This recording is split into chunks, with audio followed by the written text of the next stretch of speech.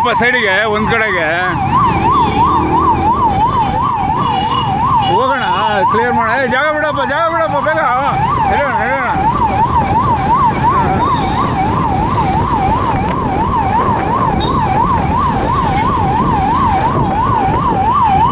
ಹೊಡ್ರಿ left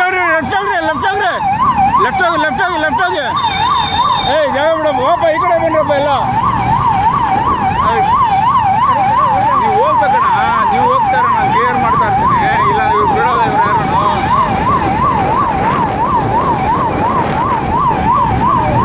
ಹೋದ clear ಆಯ್ತು, ambulance clear ಆಯ್ತು. ಟಾಟಾ ಬಾಯ್.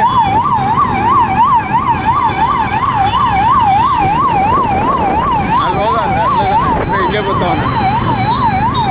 ಇವೆಲ್ಲ ಸಿಕ್ಕಿದಾಗ ನೀವು ಚಾನ್ಸ್ ಯೂಸ್ ಮಾಡಬೇಕು.